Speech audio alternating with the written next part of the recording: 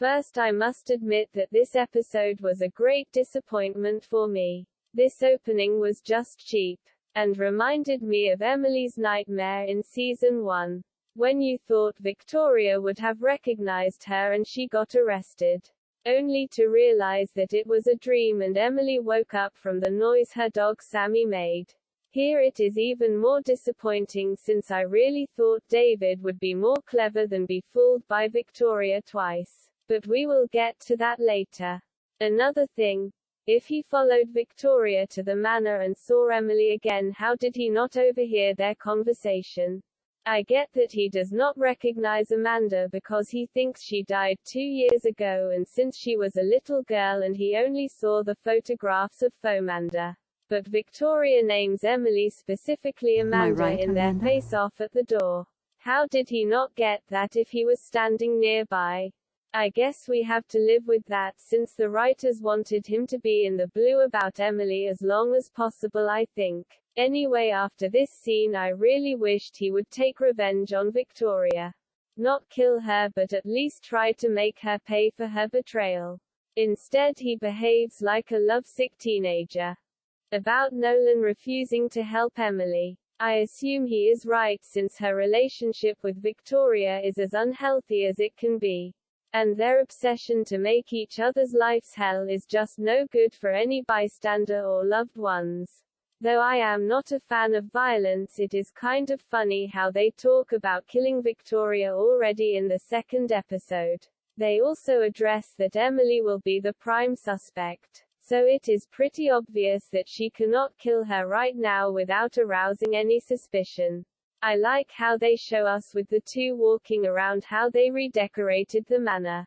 It does not look as cozy as the beach house, but she definitely gave the manor her own stamp, though I think it is mostly Nolan's taste that we see here since he told us in the first episode that he was the one who turned the house into this modern extravagance. About Ben and Jack. This got nerving very fast how Ben is trying to get information out of Jack to hook up with Emily. About Victoria and David again. It is funny and kind of sad that she has obviously a bad conscience and thinks David wants to take revenge on her, while he still sees an innocent victim in her. Interesting how terrified Victoria is at first until she recognizes that she can manipulate him again. About David's staged prison.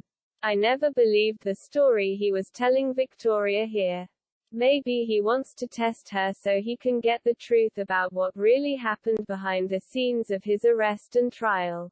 But he is too much involved and his feelings for Victoria still are all over the place. Maybe because he thinks his daughter is dead and he is no one else left from his past life. He is holding on so hard to Victoria. What still bothers me that he staged this just to get an alibi for Conrad's murder. And while Emily and Victoria are seeing right through his lies, the FBI is just clueless. But we will talk about that later when we get to this episode. For now it is interesting how Victoria reacts to his confession that he killed Conrad for her and wants to be part of her and Charlotte's life. I think she sees an opportunity here not only to get a second chance with David but to hurt Emily with this. And I still cannot decide if David is making this up to gain Victoria's trust or if he is just in denial. 'Cause for me it looked a lot like revenge and not as if he was protecting anyone by killing the man who locked him up and wanted to kill him first. About Nolan's new camera system. This little scene was fun. Though I doubt that it would be so easy to install a new security system for this big house. But I enjoy how much Nolan is caring for Emily's safety cause from the beginning. She was never in more danger than in this season. And more than once it seemed as if she was the one to die, not Victoria. About Charlotte's new suicide attempt. This scene was bad but heartbreaking at the same time. In season 1 her suicide attempt was a real big deal and I could relate to that because she thought she just lost her mother. On top of it, Declan told her he wanted nothing to do with her anymore. And neither Daniel or her father bothered to comfort her. Even Emily ignored all the red flags and her drug abuse. But this here looks more like a desperate attempt to get attention. Even more as she is not doing it in private like the first one in her bedroom with the pills. No, she has the maximum of attention standing at the roof of the hotel. And I hate the shoes they gave her. The boots and her floating pink dress are the worst choice for walking around on a rooftop. The only thing I like in this scene is their conversation. Because Charlotte is right, Emily gave a damn about her problems. And she did no great job in protecting her little sister. Speaking about disappointment. This scene with Emily telling Charlotte finally the truth did not disappoint. Krista B. Allen did a great job, and even though Emily is our heroine, I am on Charlotte's side. She is right with everything she says. Over and over again Emily chose her revenge over her little sister, and she left it to Jack to take care of her. She even used her in season 2 to hurt Victoria and keep Fomander in check. The whole emotional speech here was in some kind hard to stomach. Since it comes very much too late. Emily should have talked with her like that right away ever since Charlotte changed her name into Clarke. However, Emily went past the perfect moment, and as much as it comes from the heart what she is saying, it is just too late. I love that it is the second time the box got destroyed. In season 1 it was Emily who trashed it in anger. Now Charlotte shows that she can have the same anger issues as her big sister. About the editing. Though I hated how long they tortured us with Emily not knowing her father is still alive and later her reluctance to tell him who she is. I love the editing here. While she is reconsidering her revenge and talks about her father being dead, we know that he is alive and well not far from here. Meanwhile, Victoria is plotting how she can use David to her advantage. He is totally unaware of the fact that Amanda is still alive. This duality was nice and gave the first couple of episodes a certain rhythm and frame I like very much. About Gideon. In this episode he really shows his ugly face. Again, he would have made a really great enemy and bad boy. His sarcasm and pure lack of sympathy for Charlotte or anyone else than himself speaks for itself. Telling Daniel he would call when Charlotte a deed and threatening to kill his own sister is really dark. So I was again a bit disappointed that he was leaving the show so soon, even though I enjoyed this little stunt of Daniel and Margaux. I must admit I really enjoyed the little takedowns of the other characters. In season 2 it annoyed me when we had all those overlapping revenge plot lines. But in season 4 they found the right amount. And since Emily was done and they reversed the roles, now Victoria taking revenge, it was fitting that Margaux and Daniel joined in. By the way, instead of Emily's pastel tones, I enjoyed Margaux's bold characters and her colorful business look. It suits her, and in season 3 as she was introduced she mostly wore already strong colors like red, yellow and orange. So these two-tone outfits and the geographic patterns look great on her. And like I said, Emily's new look is some kind uncomfortable. Maybe they wanted to emphasize that she is in disguise again. Since she cannot let go of Emily but has no longer a reason to play the beautiful socialite. So she is going for more business-like outfits as well, but with a less aggressive color scheme. About Daniel and Margaux. I already talked about this. They made me really fall in love with these two. No offense for Emily and Jack, but for me Nolan and Louise, and these two were my favorite pairings this season. If you think about it, they are a perfect match. Both know each other very well since childhood. A similarity they share with Amanda and Jack. But they grew closer since they actually saw each other growing up. And they have experienced the same loss in season 3. They discovered that their parents are no good and nothing like they thought they are. And they lost their father nearly at the same time. So both have to cope with major issues in season 4. Last but not least, they share a similar background. Unlike Jack, Daniel knows what it is like to grow up with parents whose marriage is just a sham, and they try to compensate their lack of time and commitment to their children with money. But they are also different enough to challenge each other.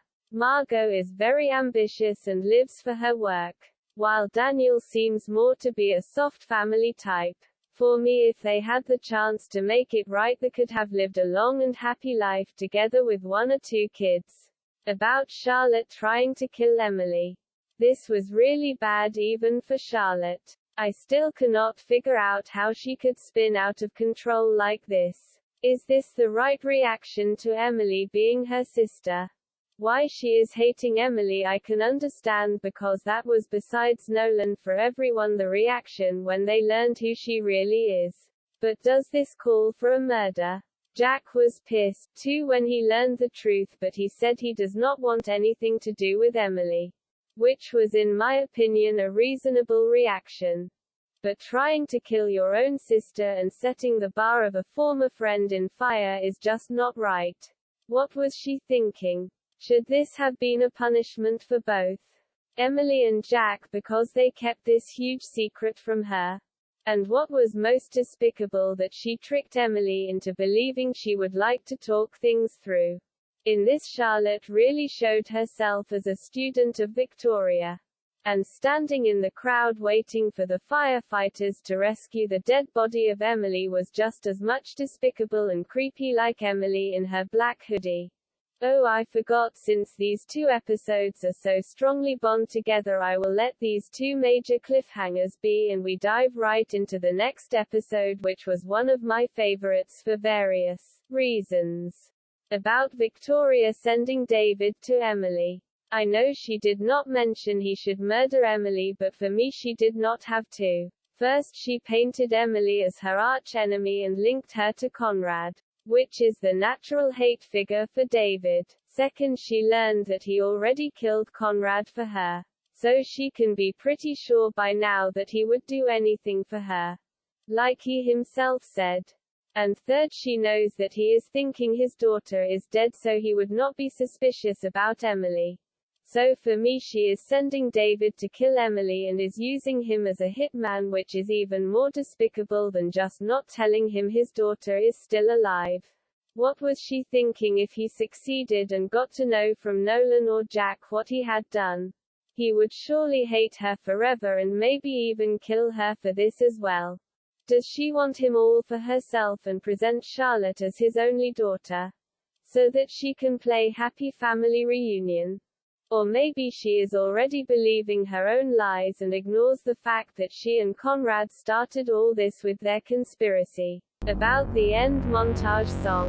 This was a perfect choice because it is in the right amount sexy, dark and twisted. I immediately fell in love with this one and created a revenge music video to this song, because it is so powerful and some kind of empowering in its destructive lyrics. You know what I mean. Would have been the perfect choice as background music in season 1 when Emily torched Mason Treadwell's house, cause she was wearing that black hoodie which made her look like a shadow. With this, the lyrics would have been even more fitting. But here it is a good choice cause Charlotte really thinks that this is a good idea and an appropriate reaction to what Emily has done to her and her family in the last 3 years. I am pretty sure she thinks of herself being pretty cool and awesome. Especially because of her quote, "Goodbye sis." Anyway, I like the reactions in the next episode. Her being afraid and some kind of terrified by herself, which shows that she is not too far gone and Emily can still reach her. And of course Nolan's and Jack's reaction, who still have to tell Emily how messed up all this is. Now the reasons why I like this 3rd episode so much. First, it is silly and not very feminist-like, but I love this hero moment of Jack that he is rescuing Emily because the firefighters have no clue. Due to Charlotte, by the way, that Emily is in there. I know such scenes are cheesy, but sometimes I like to watch those kind of things, and Jack has earned it after 3 years being a victim. But since he is a police officer now and from season 1 till now was like Nolan, always the one who got endangered or beaten up, I am happy for him that he finally gets his macho hero moment here. And look how happy he is, Emily is still alive. The writers are really cruel by giving us still hope this two could come together quick this season. About Daniel and Margaux.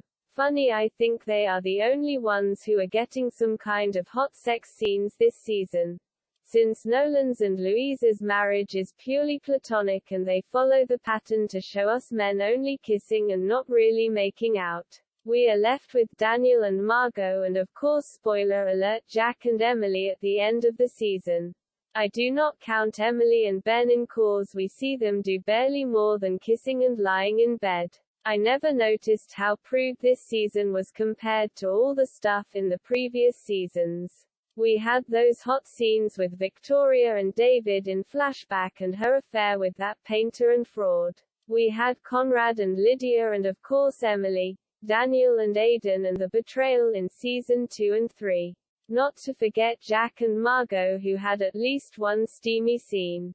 This season we barely see a naked body besides this one shower scene with Daniel in a later episode. I guess because this season is some kind darker and less fun they wanted to reduce the sex and violence theme a bit.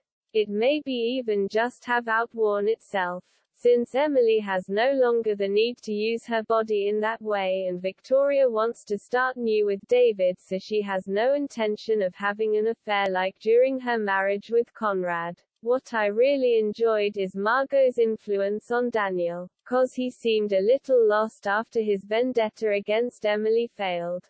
With Margaux it seems he is trying to get a new chance at a happy life. Spoiler alert. And again the writers are cruel here by giving him and us the audience hope they could build a happy future together. Only to snatch that away from both of them in an instant. And I must admit he looks really good this season.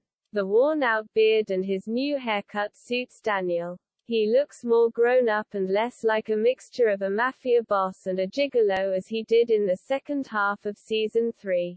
About Victoria and David playing Bonnie and Clyde. This was so strange seeing them breaking in a vacant house and behaving like typical criminals. I know she just broke out of some kind of prison with this asylum. But is that not a bit fast for her to fall like that? Sure, after Conrad's death she has no money and since Emily has bought Grayson Manor, Victoria is running out of assets. However, she is following David's pattern very fast for a former governor's wife and society queen. He has been flown under the radar for several decades and surely committed many crimes after his time in prison. For Victoria this kind of life is new and I am surprised that she copes with it so easily. But I guess she is already doing everything she can to use David for her advantage, which means keeping him separated from Emily as long as possible. About Nolan caring for Emily. This was so funny. Gabriel man never lets us down. His one-liners and snarky comments were one of the reasons why I watched the show in the first place. He has so much comic relief and a good sense of humor and timing. Another thing about Emily's manor.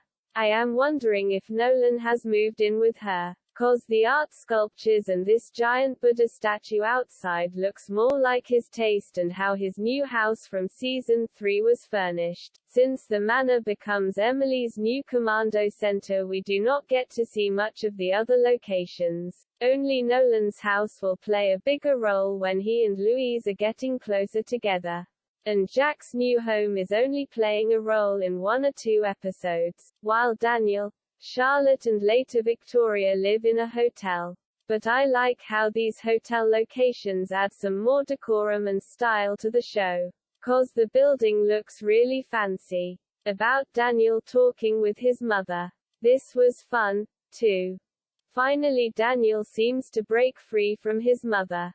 I like his acid sarcasm and how he is humiliating her.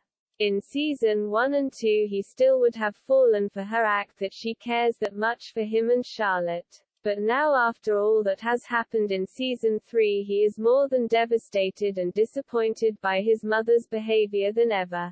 About Louise stalking Victoria. I know her character is a little bit over the top. but she reminds me of Fomander and she was one of my favorites, so I do not mind that her madness is switched on and off like the writers want it to be. Maybe she suffers of manic depressions that would describe this phases and changing states of her quite well. However, I like the mixture of malice and total naivete. Louise may have a manipulative streak, but she believes and loves recklessly and seems purely loyal to those people she loves. About Emily, Jack and Charlotte, it still stays the same. Jack has to suffer because Emily and Charlotte do not get along. First he felt guilty because he could not tell Charlotte the truth. And now he is the one who lost his home and income because Charlotte is revenging like Emily used to. Though I can understand why Emily is in the defense here. I am on Jack's side. She cannot let this pass cause Charlotte is again spiraling out of control and worse than ever. This was attempted murder and incendiary. Both Emily and Jack could call the police and have Charlotte go to prison, and that must be something she is afraid of. So Charlotte is again an easy target for Victoria, who is using her to bind David even closer to her. This scene was hard to stomach, especially with Emily in mind, who still has no clue that her father is still alive. It is nice how nervous both Charlotte and David are. He must be so happy that he can finally meet his daughter. Too bad that Victoria is ruined this moment for Charlotte by using her to paint Emily in darkest shades and make his other daughter appear like a little angel. Especially with her drug abuse and the murder attempt in mind, this is kind of funny and disturbing. Yet it is a shame that they cannot explore this side plot more. I know his relationship to Amanda is the core and anchor of the show. And I love their scenes together. But would have been nice to see him and Emily interact more with Charlotte. They never took the time throughout the whole show to let us see a sisterly bond between Emily and Charlotte. And besides this little scene, we never saw Charlotte and David together again. I know Conrad had a much bigger influence on her, and she probably will never get that attached to her biological father David. But this is huge, getting to know your real father. About Emily trying to reconcile with Charlotte. Like Nolan said in his original way, this is a very bad idea. Charlotte needs time to cope with the new situation, and it is only natural that she is having a hard time forgiving Emily. But like me, Emily is not the kind of person who is very patient. Though I enjoyed how Victoria was pointing at her with a gun and they exchanged insults again. I wish two things for this scene. First, that Emily actually could talk with Charlotte and work things out, and second, that David would arrive and she would see for herself what was going on behind her back. Or maybe Charlotte could have told her. She must know how important such an information for Emily and her father is. Anyway, it was brave and kind of stupid for Emily to go there unarmed. She could not know how Charlotte would react. If she would start a second try at killing her. And daring Victoria to shoot her was a bit risky. Even though Emily assumed that she thinks like her, killing her would be too easy. Both women want each other to suffer more. About Daniel and Margaux again. I really like this quote that Margaux is his incomplete disaster. They are really playful here, and I love the chemistry between the two. Emily and Daniel in season 1 were magic. Especially with their off-screen relationship in mind. These two seem more real and raw. I like that, 'cause most relationships are not always pretty. About Emily and Ben. And here comes the first of many rejections for Officer Hunter. It should have been a warning for him that she rejected him not only once but I think 3 or 4 times. Yet he is so annoyingly persistent. About Nolan staying at the Manor and Emily's boots. As much as I despise her outfits, I love Emily's boots. This rough outdoor look really fits her and the purpose. Since she is walking through the woods and doing all kind of fighting stuff, she needs proper footwear to stand her ground. And Nolan staying to protect Emily was such a sweet idea. In fact, he got his own hero moment later when he rescues Emily from David's attempted murder. But what I also like here is this ongoing theme in the last season, that Emily is the one in defense and who has react to Victoria's revenge game. I know it is the obvious choice for a last season to turn things around, but I still enjoyed this dance very much. Especially because we have the twist that her father is involved and we can see how this some kind of love triangle works out, that we had only seen in flashbacks. About Ben and Jack, I really loved this early scenes when he was not engaged with Emily. They could have really gone for this friendship instead of making him a love interest in battle with Jack. I know it would have been repetitious since Jack got in season 3 already the problem that he could not tell Charlotte who Emily really is, but this would have been different since he could have actually get a normal friend besides Nolan and Emily. So Jack would have been a little more grounded. Especially when you think about the mess he gets in later because of Emily and David. This partnership might have been cliches, but I guess when you work with someone so closely and rely on him literally with your life, I mean there has to be at least a little sympathy and they will quick get insights into each other's lives. About Jack and Emily. This is one of my favorite scenes between the two from the beginning of this season. I like how they use this wide shoots to show us how lost Emily must feel alone in this big house. And it is nice to see how intimate they have grown with each other. It looks as if they know each other for decades and no time has passed between their friendship now and when they were kids. There is another scene from the deleted scenes I adore and use often in my Emily and Jack videos. It is just as sweet and touching. Even though we had not that much scenes with the two as possible pair. I love all these little intimate moments between the two. Like when they were sitting before the fireplace in season 1. The only thing that ruins it for me is to know that it will take so long for them to get actually together in the end. Spoiler alert, giving us only one sex scene and rush into the wedding without a proper proposal is still something I cannot get over with. Especially this look between the two just screams that they should kiss. You know that scene in Ariel the Mermaid in which they almost kiss and they sing "Kiss Her" over and over? I feel like Sebastian with this scene here.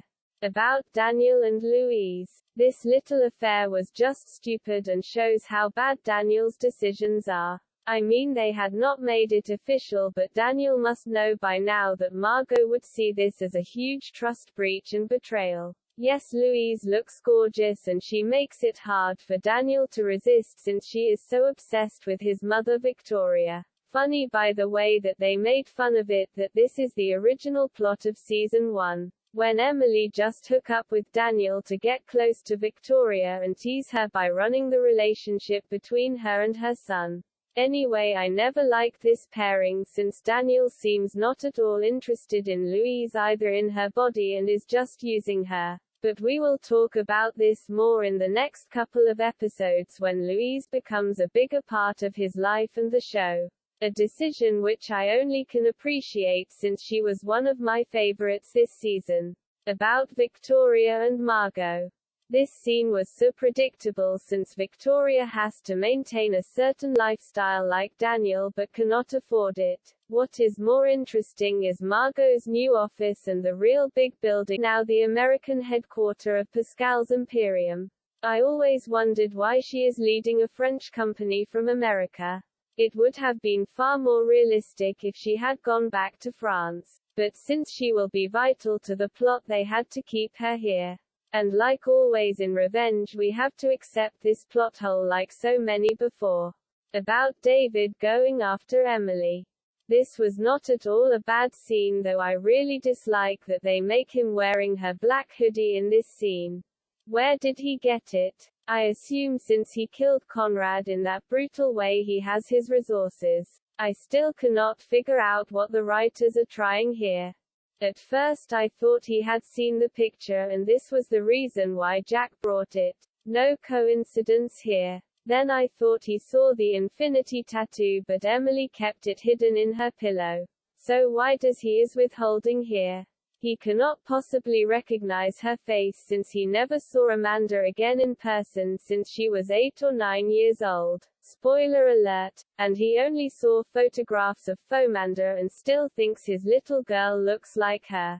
Or is he stunned how harmless and calm Emily looks in her sleep? And he is already doubting Victoria's story. Anyway, they could have made this scene very different. With a flashback and him recognizing the picture, they could have brought the big reveal in here. I know it would have been very early and we did not have those really fulfilling catfight between Emily and Victoria over David. But maybe it would have been worth since in the next episode, David is already trying to break free from Victoria.